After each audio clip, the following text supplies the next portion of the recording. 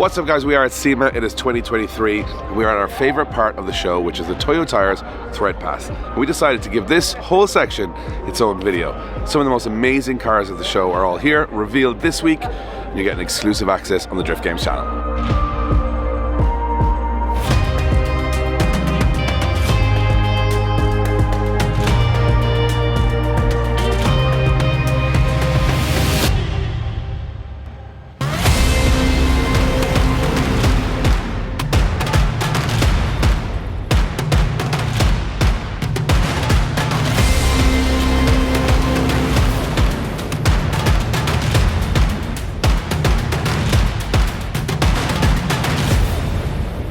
So we're just outside. As you guys can see, most of the main contenders for car of the show and all that good stuff are inside, but there's some cool stuff outside. We got a nice, this is the GR Corolla, which we don't get in Europe, which they now have a lot of here in the US. It's like a bigger GR Yaris.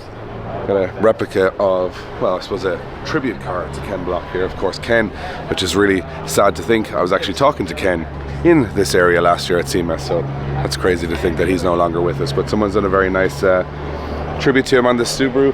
This thing is baller. I can't fully make out this car. It's like I'm not even sure what style this is. It's got like half cage, but then it's not full cage, so it's street car, but it's very race looking. Because the new M4 has very strange lines, when you put wide fenders on it, I think it just makes the car look really unusual. I like it, but I'm not sure if I love it. Does that make sense? It makes complete sense. Not quite as much sense as this next to us though. G-Wagon. It's obviously got a big roaring V8 in there. No, it has an electric motor, which is very bizarre to see in the G-Wagon, but that's powering the whole thing. And as you can see, it's a lot of room for activities in there when you take out the old engine, isn't there? This is a very nice Datsun. It looks like a 240Z, I think. It's nice and subtle, except for the suspension in the back. Yeah, this don't look so standard or subtle. I'm not sure what's going on, but it looks great. Aston Martin here, which is a wide body carbon fiber on very JDM wheels, which actually looks great. So this is a race car look, but it's actually a road car, because you see it has all the standard interior in it. Very nice. I'm a big fan of the race car look in the standardish road car. Is it a race car or is it a street car? It's very nice paint and blended. I think this has to be a race car. It's got a fuel tank in the back. Yeah, but and it's all cut out. Look at the fit and the finish and all the candy paint. Like, I mean, it's finished like a show car. I don't know. The problem with SEMA confuse you, because the quality of all the cars is show quality, so you can't even tell the race cars. Yeah, some of these are race cars, I think, and we are looking at them like they're show cars. And there's probably people listen over to us saying we're speaking absolute hoop. We're just assuming. We have no idea. That is a race car, surely. Central locks on the Z4. You're highly impractical for a road car, that. Someone revealing the car? Someone's revealing the car.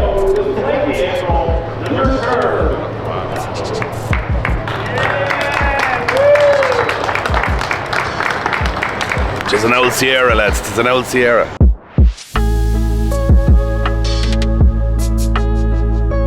No standard Sierra. No, there's a few quid spent on that now. So I'm here with Jesse. Jesse, you have brought out what we would call a Ford Sierra. What is it called, a Ford Sierra in the US? No, it's a Merkur XR4Ti. Who would have known? So we have a lot of these. They don't look like this though. They look very, very different. But we obviously, it's a cultural thing. We have a lot of modified cars like this in the UK and Ireland. But you've gone totally out the box with this one. I've never seen anything like it. Give me a top level. It looks to me like a Sierra, but it has got a lot of different body panels. Everything's very smooth, right? Very custom. Yeah, everything's been custom wide-bodied. So we scanned the entire car, and then we built all the molds to wide-body the car. So it's got a one-piece front end versus where the Sierra had an upper headlight panel, a lower bumper, and a separate splitter. The front bumper is all one piece with just the lower lip is separate, and then the car is 4 inches wider. And then we re-engineered the suspension. It's all got SN95 Mustang struts in it and Corvette hubs on it, so we could bigger brakes on it, and then we did different wheel offsets. Then we, like you were mentioning before, it does kind of look like your RS500 cars. We took the 2 triangle windows out of it, and those windows are actually from the UK. We brought them over and put them in there. So it's slightly different, but you made them more UK. Yes, exactly. We kind of, because the UK is the better looking car. I'm just going to be honest. It is. And is this a? I'm going to guess. I mean, I'm not big on my version. It looks like an EcoBoost. It is. It's an EcoBeast, actually. An EcoBeast. Yeah. Well, original plan was 2016 Mustang EcoBoost motor. Well, Ford has a crate engine that's based on the same architecture, but it's got a Callie's crank in it, all forged internals. and it makes about 375 horse. So that's what in place of a 320 horse motor. So you can buy that straight off the shelf here. Just 375 horsepower Eco Beast. Yes. See, we don't do that back home. Ford will not sell you an engine like that. But this, so it's essentially like a 2012 Mustang suspension or struts on the front, Corvette hubs, an off-the-crate Eco Beast engine, which is a 2.3 litre turbo, which is quite fitting to the car in a way. And then you've completely won off the whole outside of the car. Exactly, yes. American, I love it. Thank you, Rush. Canadians. we had the Sierra for so long and did nothing. Yeah. And you guys just found a weird version of it and made probably one of the nicest I've ever seen. Thank you very much. Impressive stuff. Thanks, David. No problem. Oh. It's like, I don't know if you can see it on the camera, but it's like an off green. It's like beautiful. It's kind of almost like a flip black almost, isn't it? It's like a green black flip. Beautiful car. Amazing. I'm getting a big fan of these old Mercedes. I think they look fantastic. Toyota Supercars 4. I've never seen this kit before. Have you seen this kit before? No, this is a very aggressive looking kit. It's a Varis kit. Very aggressive on its scoops. Like incredibly aggressive. I love the scoops where they really go in. Well, these are going in. These are really going in. Right to the... It's about a millimetre of space there on the old rad, which is V-mounted by the looks of it, or the intercooler is V-mounted. Very nice car. Love the attention to detail. The detail in the spoiler, not the way they mounted to a mount. One of the ways to explain that. There's quite a bit. Look, you got the over fender, which actually runs around the bumper. Looks really cool. What are you doing? Sell mystery boxes. Mystery boxes are back. For the low price of €100, you get over €140 worth of clothing, a guaranteed hoodie, a guaranteed t-shirt, and a very limited edition piece of the Drift Games Corvette included in every box. We've already got 100 of these boxes good to go, so head over to the shop and secure the biggest discount of the year. We have a 240Z. This one's really nice. It's on a Rocket Bunny kit, which I've always been. It's also got a G-nose conversion, which you'll see is this 240Z. Usually headlights stop here. This has covers, but the front bumper is drastically different. So this one, not running a Nissan engine or a Datsun engine, running a JZ. It's got a Hot Wheels car version of it. That's very cool. Obviously a Hot Wheels. I didn't realize it was. I thought it was Hot Wheels livery. It actually has a Hot Wheels car. Hydraulic handbrake and everything in this, so I think this is a bit of a... I can't tell what this is. It's kind of got a cage, it's kind of half race, it's full cage. It's a full cage, it has a... This is like a Drifty Boy. I think this is a Drifty Boy. I think this actually does a bit of skin. I'd hope this is a Drifty Boy. Very clean, Very rare clean Drifty Boy. drift car. Very clean. This is a McLaren with a Liberty Walk kit. It's very nice. We generally gloss by the old supercars because we can't afford them, so we just go, oh, let's not wind ourselves up. But that is an absolutely outrageous rear end of a car, is it not? However, if you want a supercar look, this is one of my standout cars of the show, which is the Liberty Walk RX-7. This is an RX-7 that's been inspired by an 80s GT racing Porsche. We saw this, you might have seen the original version of this with the Coca-Cola on the side of it. This is obviously a US version of it, and like this kind of flat green. There's a lot of modifications here, Josh, for this. Like I think this is like... rear window, like you've got like an, I suppose, an inverted rear window with a small hatch. Full wide body. Every line on the car, bar the doors, has pretty much changed. Huge rear bumper, even bigger front bumper. Like, I mean, the RX-7's there somewhere, but like the normal bumper would finish there. It's extended all the way over there. Massive arches.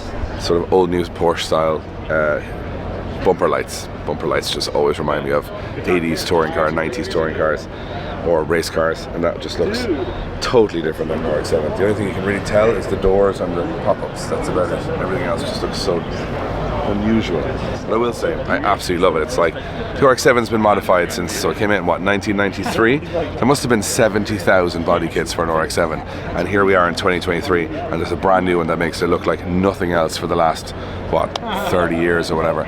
So I'm pumped that there's still new stuff being made for these, putting life into old cars. Although cutting up an RX-7 now is a little bit of sacrilege, but this one I think is definitely deserving of it. So it's very weird. On the same trip we saw one of these that was the outlaw look, that was bare metal been lacquered over, and now there's a very different Kevlar covered one. I was just thinking it's just a Kevlar bodied Porsche Speedster, I guess. You never know. What I like about this particular part of the show is that there's no rhyme or reason to it. It's not like there's a style or a stance or a engine conversion, whatever. It's just random selection of cars. It's almost like you had like a random pack of Hot Wheels and you just pick them all up. And that's what I love about this part of the show, because it's just cool builds from all over the US, Canada, wherever. They're just all different, all odds, so it's awesome to see. So we're at the end of the day in SEMA. We've caught up with Josh. What's up, man? Good to see you. And this guy is building some JZX stuff that the boys back home would be very proud of as well. Yeah, this thing is beautiful. I'd say it's probably one of the very few ever four-door Toyotas that ever were in this threadwear section. Yeah, Toyo was saying something similar as well. Like, this is a car that usually isn't that strange or special, but this one is wild. Right, yeah. So talk us through, did you get this car stock or did it have a few bits It stock? actually came with a Vertex kit on it, which I ended up replacing the front bumper to an S2, and then I added the lip and the side skirts the car came with and the rear bumper it came with. The paint was rough, so initially I resprayed it 6 and 9, which is the green, the dark green, and then before SEMA we sprayed it Midnight Purple 3. Now, I got to talk about the thing that I've never seen before. Is this two things I haven't seen before in these? Is this bonnet cutout thing? So yeah. So this is like a spare bonnet that you made into Exactly. So originally it was a B and Sport hood, and it got damaged in shipping from Japan. So I cut out the center and then had my body guy over here like fill it. So like on the back side here, it's even filled. So it's not like open edges. It's very cool. Yeah. Nice detail. Yeah. With the rule with Toyo was that like you can pop your hood to show people, but you either need to have your hood all the way down or your hood off. And with JZX 100s, it misses the grill when the hood's not there. Good point, yeah. So it looked really naked when the hood was off, and like you could see like the latch, and like it was just ugly. So we made like 5 days before SEMA, we pulled it all together, just made it as like a half-piece hood. It's fully mounted up and everything and latched, so I can drive with it.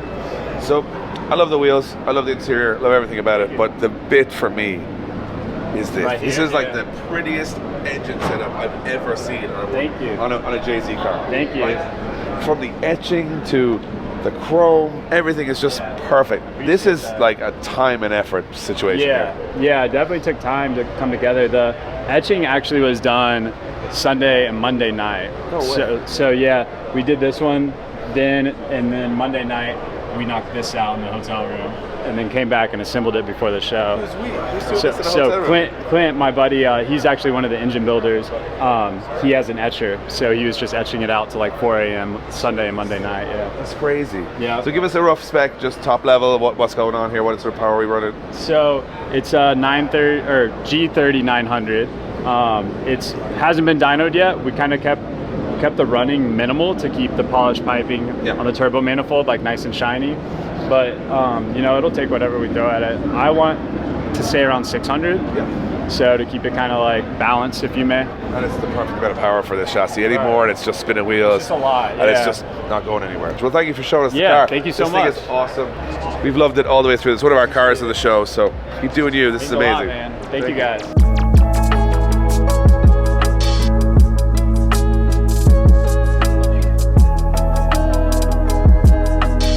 This is a very interesting car. I'll tell you why interesting to me. These chassis are getting rare. They are. They're also getting expensive. Yes. And they're also getting to the point where there might not be many of them left. Is there a solution to that? You've kind of found one, right? That's everything that you just stated is everything that is the reason I did this. The first S13 I ever bought was $500. It was running, driving, registered, smogged. When I bought this tub that we started with, I think I paid $2,500 for it. It had the front end cut off of it. It was rusty. It had been crashed. They're all, like, they're either really good or really bad now. That's where they're at. Right. Because we didn't care about them, because they were cheap and we drifted them and crashed a lot of them. It's our fault. It's all our fault. It is. It's our fault. But I put a lot of them in the dumpster. we all did, and I'm responsible for quite a few at quite a couple of walls at different events. Anyway, you've done something bizarre here, because what you've done is try to essentially replicate an S13, where it's not an S13 anymore. It's Correct. something you can actually, it's almost like a brand new car. It is. So you have, if you guys can see here, this is essentially, it started as an S13, and you said that was just to take the measurements and to do the molding of all the carbon. Correct. And right now, the only S13 I can see on this car is the glass and the two subframes. Correct. And you're also going to make the subframes as well. Yeah, so the front subframe has been chopped up for the Weiss fab. When I fixture that, we will build those tubular. but I wanted the subframes to go in stock locations so that all the parts that everyone on the globe makes still works with these cars. Rear subframe has just been chopped up to fit the Ford 8.8. My goal with the rear subframe is to make interchangeable center sections so that when you go from like a stock diff, you could change a couple brackets and go to an 8.8. You could change a couple brackets and go to a quick change. It's crazy. So it eliminates all the cost of buying a new subframe. The next car we build is going to be even cooler for drifting because I'm going to do a square frame with removable front and rear sections. So when you wipe the car out, you could just simply bolt on a new back half. It's almost like a NASCAR, like a tube frame. It is. That's where we're going. What you've done here is created a 2023 S13. That's what I've done. From scratch, which is not built to be an S13, it's built to be a drift car. It is built to be a drift car. Swap your suspension parts, engine parts, everything, whatever way you want to build it, with a couple of bolts and all that crazy fab is almost there done anyway for you, right? That is amazing. Are you going to sell it as a chassis? I'm willing to sell it as a chassis, as just a body, as a complete car. Wow. I'm willing to sell it as pieces. So this is this is like the next level from HGK. It is. So HGK, we're building those sort of, I call them like factory spec BMWs. You could just buy one, it's perfect, it drifts. You're kind of doing the same with an S13, but you're leaving a little bit of options on the table for people to do their own thing as well. And it's amazing for me to see, like obviously you can fill in a few gaps here and there, like the floor pan and stuff. If we had the floor pan in, you wouldn't be able to see any of the cool. You would think it was just an S13, so we left all of the sheet metal out of the car so that you could look through it front to rear. I also think they're the coolest seat mounts I've ever seen in a I'm not gonna lie, the seat mounts are one of my favorite things in the car. car. So cool. Rear shock tower is another one of my favorite sections of the car. Things that I was adamant about is every tube stuffs into a corner. So if you like look at bracing, all of the bracing is truly corner to corner and ties into every mode. Wow. Nothing is out in the open. Everything's triangulated. Like the footwell, some places are 7 and 8 bars connecting. So it's much stronger than a standard chassis. The chassis is 268 pounds. Wow. So what's that compared to a standard car? Weight-wise, yeah. A standard 240 tub is about 310 pounds with everything stripped off of it. And that's before you put any tubing into it. The carbon body, the one-piece body, is 39 pounds.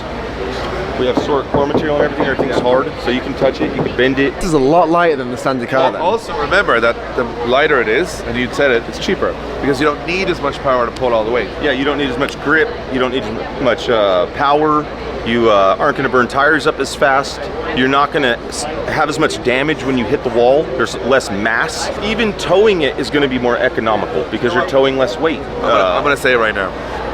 Remember the name. In about 5 years' time, you're all going to know it. I can guarantee you. Frick, you've given us a lot of inspiration here today. I really enjoyed it. Thank you for showing us around the car. Thank you. This thing is wild.